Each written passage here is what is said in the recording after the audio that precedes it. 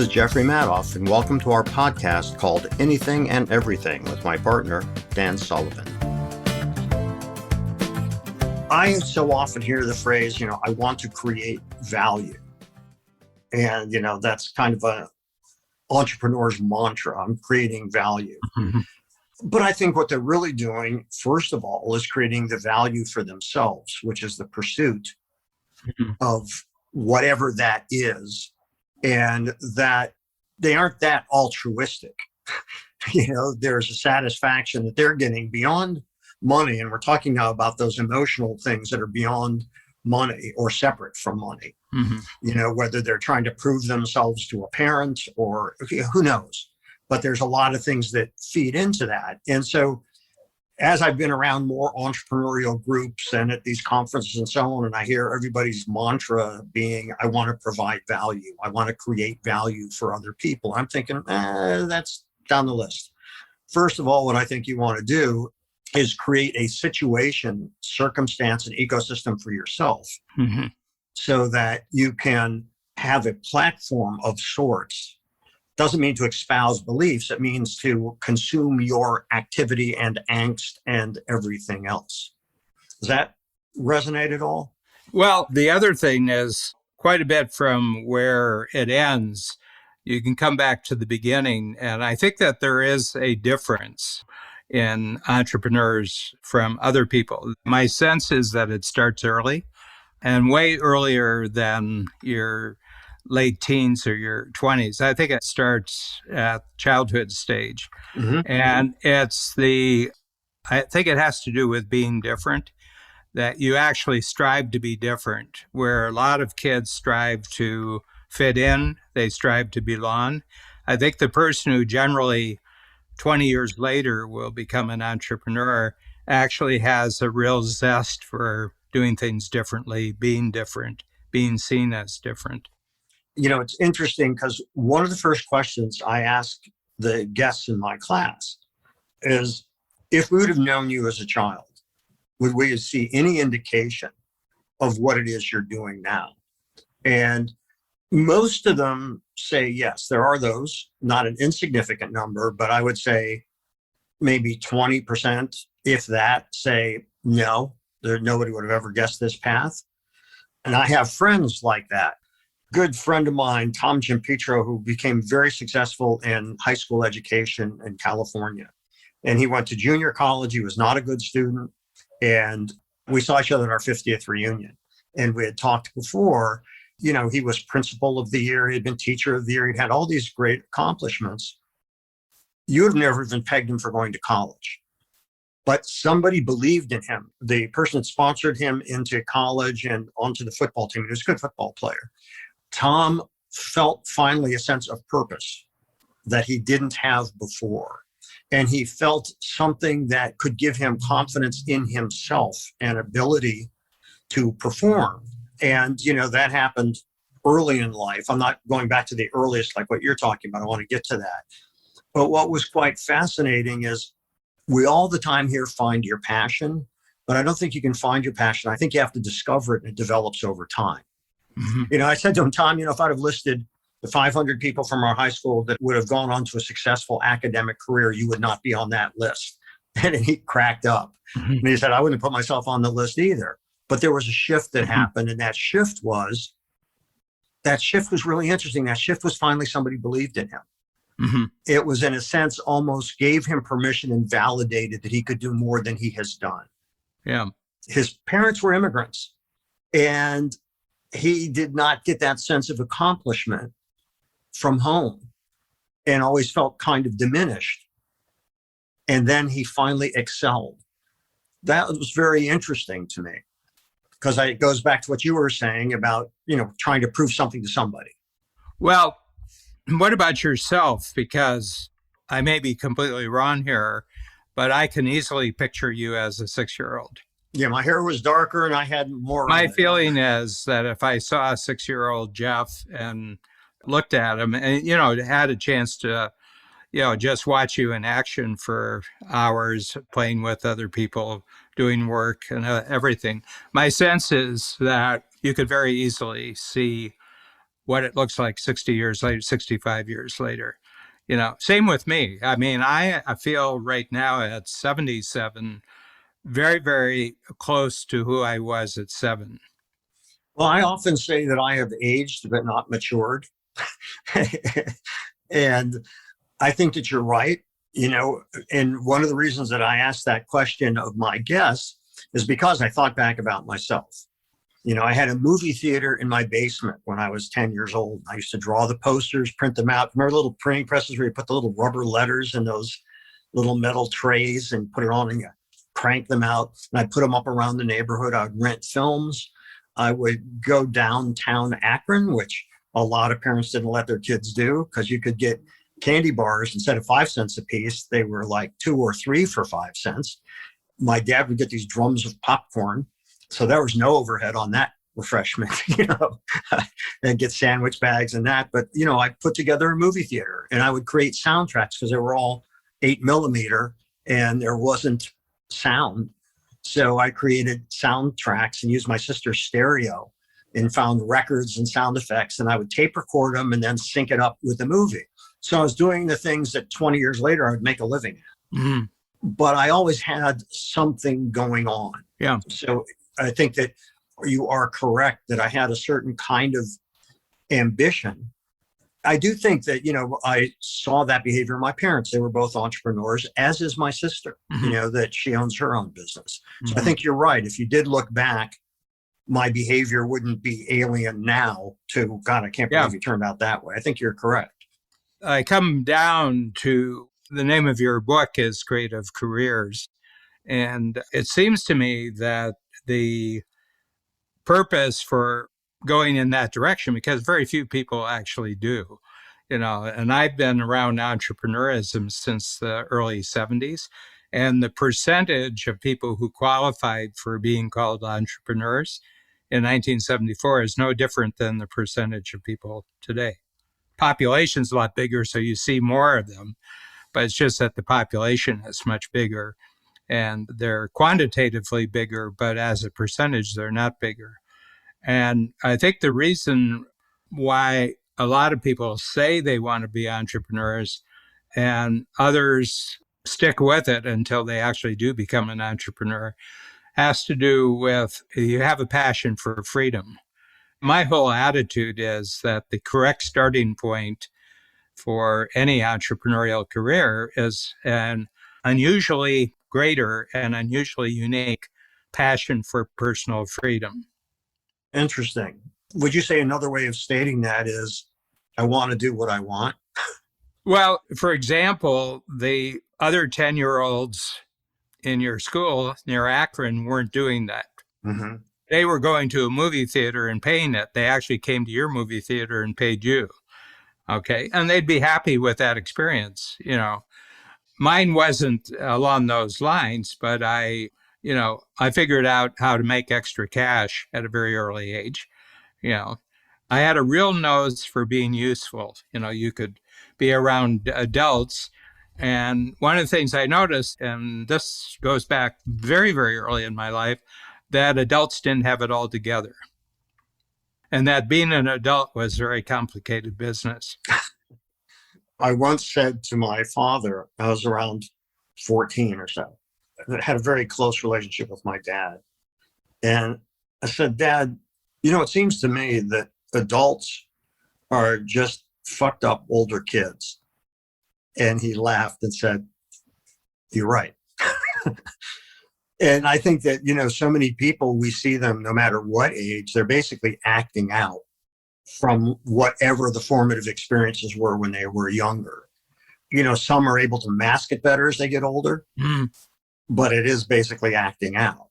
So I think that who we fundamentally are, in most cases, doesn't change past a certain point. Yeah. Newborn babies, they're just full of brain cells and synapses. It's in the trillions, the possible combinations. But by 7 or 8, they've lost half of it.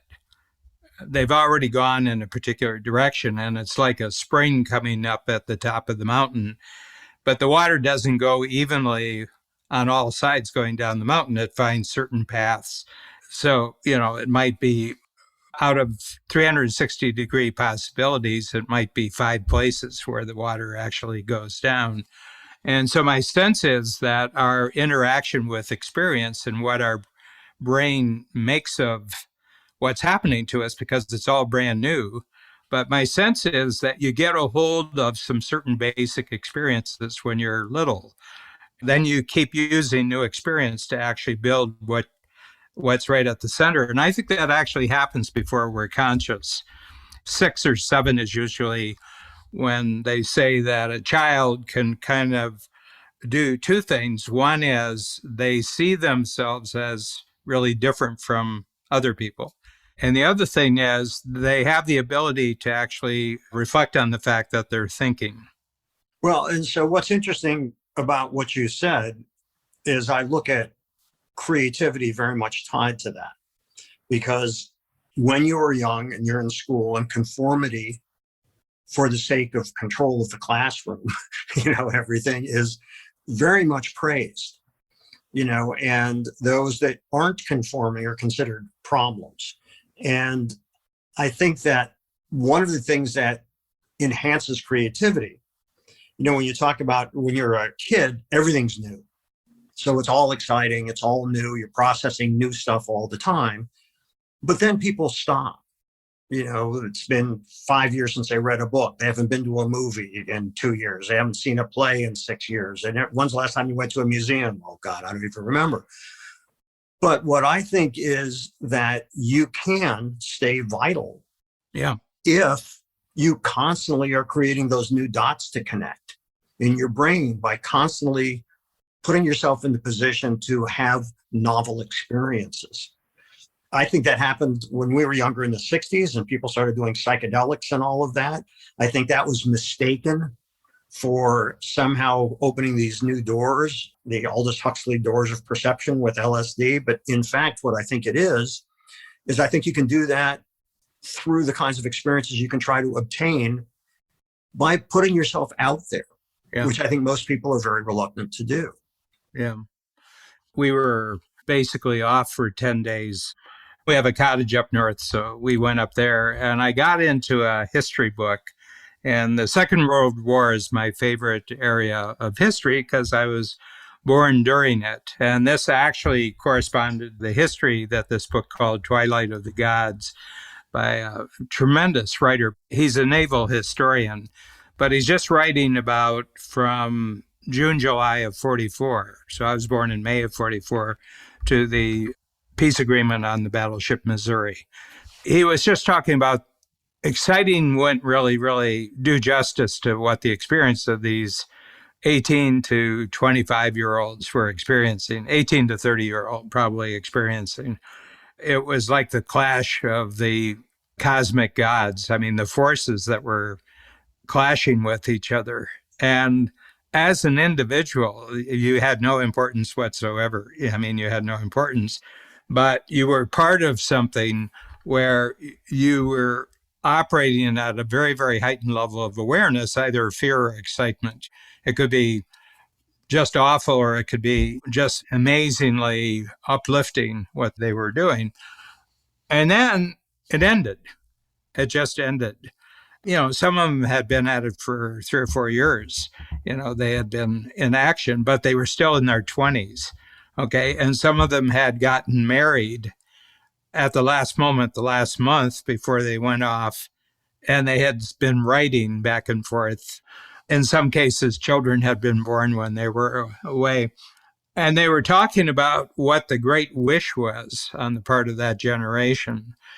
And the great wish was normal. I just want normal. I just want to get back. I want to have a normal job. I want to live in a normal house. And I want to live a normal life.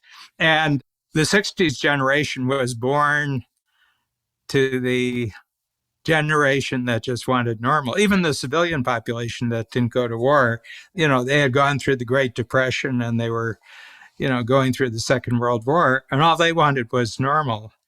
And then the biggest generation in the history of the world, still, that's the biggest generation ever created, certainly in the Western world, biggest generation. So they're born into it and they have to compete for everything. So you were born in the competitive generation. I was born before you. I was born into the abundance world. You got to school and there was more than enough teachers. There was more than enough supplies. There was more than enough time. You could get special treatment. And when you got into the job market, there were more jobs than there were to fill. 4 years later, it wasn't true at all. It was just huge competition. And I think the 60s, what you had combining was kids who had really, really grown up being told, don't fight normal. Normal is good. Normal is great. Normal is really great. But they were the most competitive generation ever just because of numbers. They were competing for attention. They were competing for resources. They were competing for opportunities. And that's the sheer difference between when I was born and when you were born, like 4 years later, 5 years later. Yeah, it's fascinating. And because I also think that what our parents grew up with was oftentimes, my parents were different because they were entrepreneurs, but that a job could be a career and that you had the stability that you could have that job for the rest of your life. Mm-hmm. And that's gone. Yeah. That's been gone now for a number of years. And it's a whole different way of looking at how one's life unfolds. Mm-hmm. Because now, where it used to be considered bad on a resume to see that a person had worked 8 different places in 15 years, now it's pretty common. Mm-hmm. And the question becomes, why do people shift? Because it's very costly to a company to bring somebody into their culture and know that they can perform. Mm-hmm. It behooves them to maintain, good employees, because the cost of replacing a good employee is really high for the first couple of years. Well, that's 1.5 salary generally. Right. And you get them trained and then they're gone again. Yeah. But it's a whole different way that our society is forming, where there is a greater breadth of different experiences, and where that used to be looked at as bad, now it's looked at as broadening, and it's probably somewhere in the middle. But let's just play back what you were talking about at 10 years old. What year were you born in? 49. 49. Okay, so at 10, you were 59. It was 1959. But wasn't the path that you were staking out for yourself and exploring and pushing forward on unique among the kids that you grew up in grade school? Yeah, pretty much, yes. There were other kids in the neighborhood that we would shovel driveways together in the winter. So me and Jimmy Zipper, when it snowed, that was a great opportunity because we didn't have to go to school and we could go door to door and shovel driveways. And, at a young age, get some cash. You end up at the end of the day with $50 each. That was big. That was very big. But in terms of the kind of setting up a business, one could argue that that's a business. Mowing lawns, which I did, having a paper route that I did. Probably having a paper route was the most different in the sense that I was buying wholesale, if you will, and selling papers retail. I did it for 2 years. It shocked me. I had to pay for my first set of 70 papers. Yeah. I had to pay for it. So you couldn't be hired unless you had the cash to buy. Well, it'd be the first week. And then you were hired basically on a weekly basis. And you were the entrepreneur because it was your cash flow that paid for the next week. Yeah. And you had to buy goods, deliver them, collect the money. Yeah. It was actually a real business when you think about it. Yeah. In looking back, I didn't think of it that way then. But looking back, that was quite formative because there were people that wouldn't pay. And it was rain or shine. That's right. That's right. And at a particular time every day.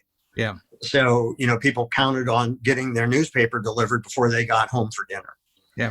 And then early Sunday morning, that was the shift. So go back to my freedom thesis here. What were you doing with the theater and what were you doing with any job that you could do that generated cash? What were you doing from the standpoint of freedom?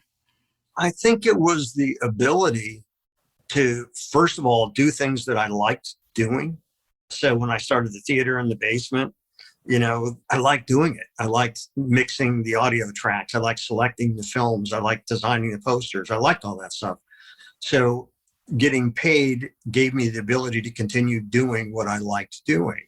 Mhm. When I got different kinds of jobs, like being a shoe salesman and doing door-to-door sales, which was another amazing learning experience, which I'm sure doesn't even happen anymore. I don't know if you know this, or I may have mentioned it to you in our many conversations, that I was a Fuller Brush man and set a sales record for Fuller Brush. But the money allowed me basically to do what I wanted. Yeah. It wasn't like I wanted to buy a car. I just wanted to be able to do stuff I wanted to do. Well, essentially, you wanted to buy your time. Yeah. Yeah. You quote me earlier in the book, The Four Freedoms. And my sense is that the first thing is that when you start first grade, your time is taken away from you. 1 to 6, things are pretty good. 1 to 6. The only problem is you don't have a conscious enough brain to actually know what a good deal you have. That's right. Yes, youth is wasted on the young, as they say. Yeah. And then they stick you in a room, they stick you in a desk, and you're factoryized. Basically, it's, what the educational system, the public educational system is to actually habituate children early to the kind of repetitive work that they were going to have to do later. Absolutely. Yeah. In Mrs. Kennedy's third grade class, I would usually finish the math quizzes first. So she would say to me, Jeff, you can take the erasers and go clean them. So get me out of the classroom, right? And there was like this freedom. Yeah, but there was this vacuum thing that you would put the erasers, the chalk erasers on. You remember they were like felt rectangles, and you put it over this vacuum to suck all the chalk out of it, and you'd cough, and it was not a pleasant experience. The second time I did this, I came back to the classroom and I said, Mrs. Kennedy, I have a question. She said, what's that? I said, I'm finishing first. You're giving me this as a reward for finishing. I get to go out of the classroom, but it seems like a punishment. This isn't any fun. I'm breathing in chalk and getting it all over my clothes, and the vacuum is really loud. Is this a punishment? Because it makes me not want to finish first anymore. If that's the reward, I don't want to do that, So I think that what came to me is that I had to define what a reward was for me. She may have thought that was a reward for me. That seemed like punishment. You're giving me more work and the work's unpleasant. So what's my incentive to do what I was doing efficiently and quickly? You're killing that incentive. Yeah. Can I ask you a question about the comparison? This would be 1950s that you're talking about. Yeah. And today, that someone like you is a potential danger in the classroom. Yes, I was. My teachers either really liked me or really disliked me. And the reason is they're geared to handle quantity. They're not geared to handle quality. Well, it's a nice way of putting it. It's a nice way of putting it. I mean, they're graded as teachers on how they handle the quantity, how they move most of the students forward. I had basically all nuns for 12 years. They worked really hard. I mean, they were very dedicated. I mean, I don't have any bad thoughts at all about the system I went through. Almost all the fundamental skills that make me a good entrepreneur, I learned in the first 3 or 4 years. Reading, writing, arithmetic. I mean, if you can read, you can write, and you can basically talk, and arithmetic, you're on your way to being an entrepreneur. You get the basic training. That's right. Yeah, and it was good training. And the thing that I'd like to say about this, but you weren't normal. And what are you going to do with that? See, here's the big question. Our brains are not fully formed until about 24. They're finding more and more that even 20-year-olds, they're still childlike. From a brain function, they don't have the emotions and the rational skills integrated yet until about 24. But you're talking much younger. You're talking, 10, 11, like that. And what do you do with the fact that you're not normal? I don't mean you're weird. I don't mean you're strange or anything else. But not once in the conversation so far, if you mentioned how you hung out with all these other kids and you went and socialized, you haven't said anything about other kids here except finding somebody to work with when you're clearing snow. Well, in fact, I had a lot of friends. And as you met when you came into New York for the play, some of those friends that I have known since I was a little kid came in for that. And I've been fortunate that I have maintained my close friendships for a lifetime. I have many friends from back when I was a little kid, because it goes back to also the pleasure principle, which is we laugh together, we play together. And I place a very, very high value on that. But I never thought of myself, well, I guess let me ask you a question first before I even say that, is how are you defining normal? Well, you don't fall in. There's like a group behavior imperative. This is how you're supposed to act, whether it's creating the movie theater in your basement, whether it's cutting lawns, whether it's doing the paper route. Were the other kids doing that sort of thing then? Was that kind of normal? Yeah. I mean, there were some, yes. Yeah. But the friends you have today who have stayed with you for 50, 60 years, were they also kind of not normal? I don't know. There are some that started their own businesses. There are some that worked in large companies and did very well. It's kind of a range. Yeah. I can't say that I have one kind of friend, but the unifying thread through all of it is the importance of those bonds and those friendships, and that we can laugh together and talk together and nothing is out of bounds. Yeah. And to me, I think that that's the true currency in life. I mean, when you and I started talking and becoming friends, Joe Polish will always preface it, I don't know, Dan and Jeff are so different, yet they really enjoy each other tremendously, which is certainly true for me about you.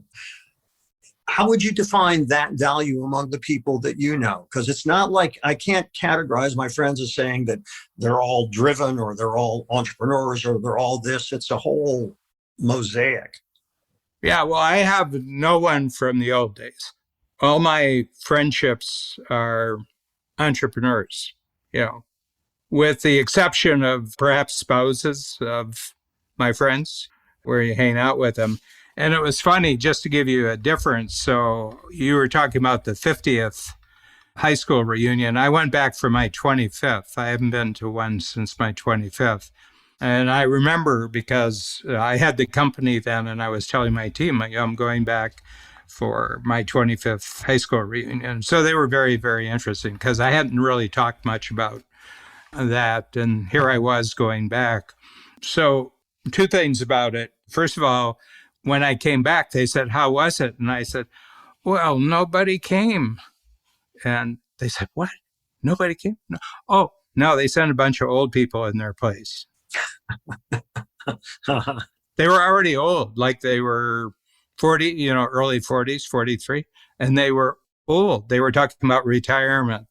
The years were weighing very heavily on them. They didn't have many years as far as I was concerned. So I'll tell you that. But while we were there, Babs came with me. It's the only time Babs has ever met this particular group of people. And she was really tired. And so she went up to bed. So, a dozen or so, they were sitting there. And what they were bringing up were scandals that had happened, usually of a sexual nature, which had happened. Usually it involved a coach or an organist. Usually that was the thing. And they were talking about all these scandals. I was sitting there dumbfounded, easily everybody in the room I had spent 12 years with from first grade to 12th grade. Okay. And usually in the same room, certainly in the same building. And I was sitting there, and not a thing that they were talking about did I have any knowledge of. They were talking this and they were laughing and everybody's going laughing. And I was just sitting there. So I said, it's really weird. I didn't know about any of this stuff. And there was a woman who I never really knew, but, she was friendly and everything else. She turned to me and she says, Dan, do you know what the message was about Dan when you were going through school? Dan's just waiting for the next bus to leave town. we've only had them every 10 years, reunions. When they did the 50th, I was asked to give, the class talk. And I didn't want to get into politics. I didn't want to get into religion. I didn't want to get into anything like that. I wanted to get into the things that bonded us together and the common experiences that we had had. And I sent out these questionnaires, which I got, a surprising number of responses to. So I asked about 25 questions. Some people wrote a sentence. Some people really wrote like an essay. And it was fascinating to be at that crossroads where all these things came in. And then I wanted to weave this tapestry of who we were and who we are. And there were many people, that was the first reunion 50 years later. That was the first reunion they ever went to. And there was damage that had been done to them. 50 years ago, they still carried with them. But at this point, everybody was coming back to not only sort of check everybody else out.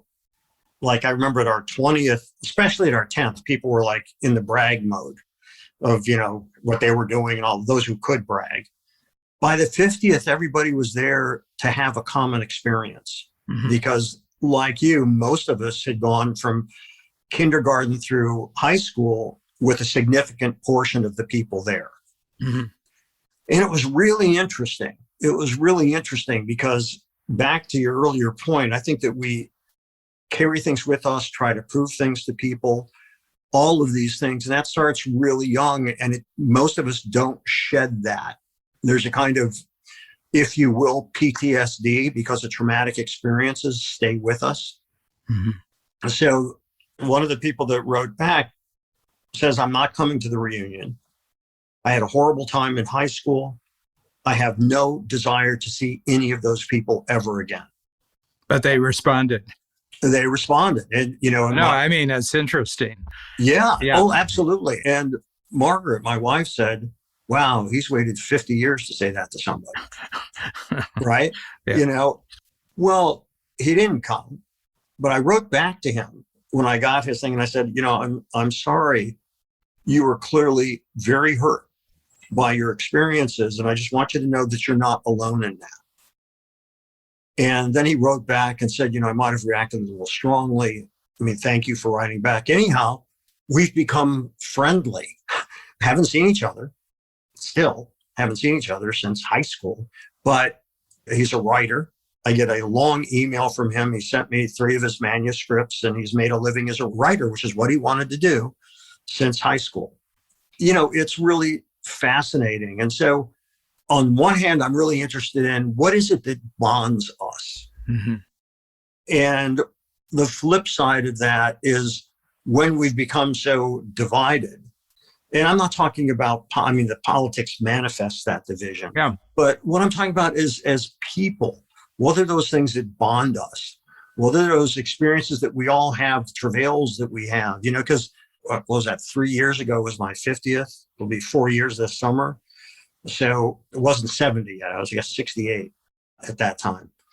And I was just, thinking about what are these experiences that were so fundamental and formative as to who we are and who we've become, and what was that journey?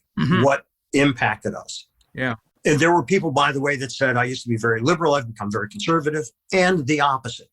And I don't know, I guess what it is, Dan, is I find people endlessly fascinating. Yeah, and I think this is a common ground for us. I treat everybody as a unique one-off. They may not even see it, but I see it. In other words, right. I tell people, our team members, and we have a lot of longtime team members. We have our first 30-year team members this summer. 2 of them, they've been with us for 30 years. So we started the company 89, and these 2 team members have been with us since 91. We had people before, but they're not with us anymore. The fundamental concept with Strategic Coach, if you dig down into the sub-basements and you find the stone that holds where everything else emanates out from, it's really the concept of unique ability. and unique ability teamwork. And I said, strategic coach is either the easiest place to work or it's going to be the hardest place you've ever encountered to work, because there's only two things that we're looking at. And that is, what are you uniquely good? And do you take it seriously? Number two, can you take your uniqueness and team up with other people's uniqueness to produce a much bigger result? And I said, if the constant problem is that we take your unique ability more seriously than you're not going to last long here. So you're getting into the area you had hinted at earlier, which is collaboration. Mm-hmm. But I want to mention one other thing because I think it ties into this. So there was a friend that I saw actually at the 40th. We hadn't seen each other for probably 35 years at least. And he had never gone to a reunion before the 40th. We were best friends all through elementary school. And we saw each other and just hugged each other. Didn't even say anything. We just embraced each other. So he said, you're going to be in town any longer? And I said, yeah. And he said, how about let's have lunch tomorrow? And we did. And we talked.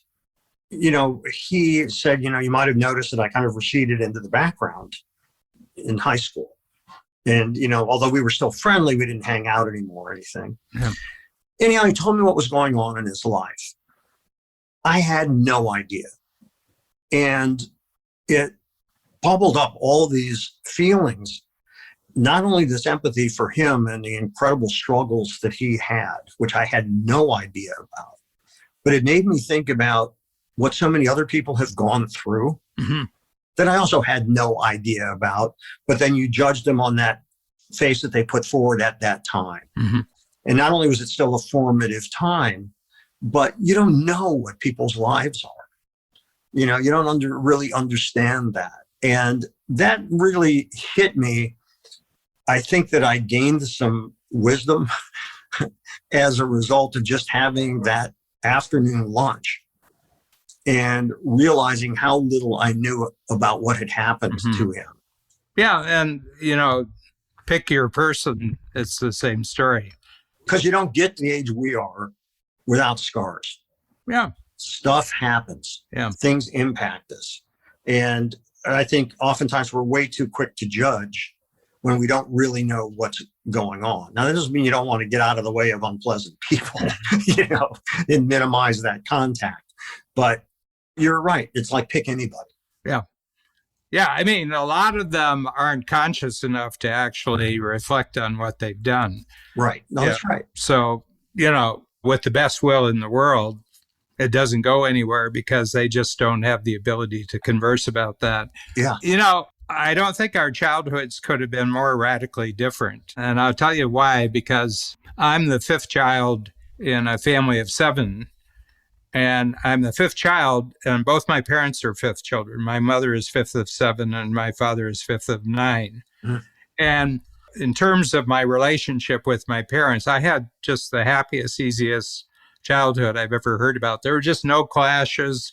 First of all, they were really busy. They were mostly really busy all the time, and it was a farm. And then the farm failed when I was 11.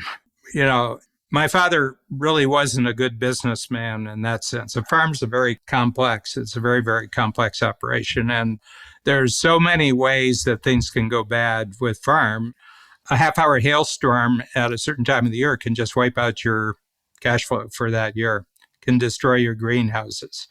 There was partially that, and it wasn't out for him, but he was a phenomenal salesperson. That's the one thing I noticed right off the bat, is that he was just incredibly likable. Neither of them, my parents, had a mean bone in their body. They were just really, really positive people. They ended up being friends after they had been married for about 53 years. They contended a lot, but I never saw them mean. There was no meanness about it. They both had tempers. I could tell there was lots of pressures. So I've got a big gap between the first 4 and me. There's a big gap. It's about 6 years. Okay. So, I would observe them, but they were bigger shapes that kind of wandered around. And what I noticed is that they argued a lot and fought a lot with my parents. All of them, they fought with my parents. And I figured out early, well, that's not a route that you really want to go. So I did just the opposite. I was really useful. I was the useful kid in the family. And then I have two more, 7 and 8 years younger. 7 and 8 years younger. So it's three families. I never played with another child until I was in first grade. I never played with any kids. There were no kids in the neighborhood. There were no kids you could play with. And we were out in the country. So right off the bat, by the time I'd hit first grade, I'd figured out adults, how you can have relationships with adults. And adults had one thing the kids didn't have. They had experiences, and you could pick them dry. I could keep an adult going for 2 hours. When you were my age, what did life look like to you? You talked to a 50-year-old and they were 43 years older. They were born in, my parents were, so 43, I was born in 44. So they were born in 1901 and it was 1908. So what life looked like in 1908? And then my mother really encouraged reading. She was a part-time teacher, but she didn't teach me how to read. I didn't read until first grade. But I really fell in love with the encyclopedia, the Britannica. We had a fairly good Encyclopedia Britannica. I would hear about somebody's experiences, then I'd pull out the encyclopedia and then I'd read the history of what they were talking about. They were born when Roosevelt had been president, Theodore, and then I read about Theodore, and then I, read about the First World War. So I kept having these conversations with adults, and they would direct me to backup knowledge I could learn about. I didn't think about it till much later. There's probably nothing more charming to adults than a child who just asks you about your experiences and sits and listens to your experiences. I think you're right. And part of the reason is you've never told your experiences this way to anyone. Right. I think you're right. And there's no danger in telling a child about your experiences. No, I think you're right. Long before you were a coach, you were still strategic. Well, there's a Mrs. Wetzel who lived next door, and when I was 7, she was 78. So she had been born in the 1880s. I would just go over next door. We got our milk from them. We were a produce farm. So I would go over and I would pick up a bottle of milk, bring it home. But I would go over and she'd have cookies and milk for me. And I'd sit and talk to her. And I said, well, what's it like growing up on a farm where you don't have any electricity, you don't have any tractors, you don't have radio, you don't have telephone and everything else? And she told me. And, it was a very full life. I mean, when something hasn't been created yet, you don't miss it. Right. That's right. Well, so you're touching on something else that I think we share, which is insatiable curiosity. Mm-hmm. And it can be about anything. Yeah. Anything and everything. There you go. But, there were always older people in my life. There was a man named Mr. Castanero, and I went with my dad's best friend, Dr. Palchik, who was a very eccentric guy. And he was an extraordinary dentist. The reason I say extraordinary dentist is in the 4 dentists I've been to since, that's when I knew I was becoming an adult, when I was paying my own dental bills. And then at a certain point, I was older than my dentist, so that was weird. That was weird too. But without fail, the dentists I've had since him were, who did your dental work? Because he was just that good. And he pioneered some practices and so on. But he was a very eccentric guy. So he would pull into our driveway, flash the lights, and this could be at 1 a.m. And he'd flash the lights. Then my dad would go downstairs and it would wake me up and I'd go down and, and it was like they were just friends and I was like friends with them, so to speak. Anyhow, Patrick was getting his stereo fixed. And then he took it to Mr. Castanero's. He said, you want to come with me? And I went with him. This guy's garage was all filled with electrical equipment. And his basement was just this maze of stuff and electronics from the 20s and the 30s and 40s, and then contemporary stuff. And contemporary then was middle 60s, but amazing.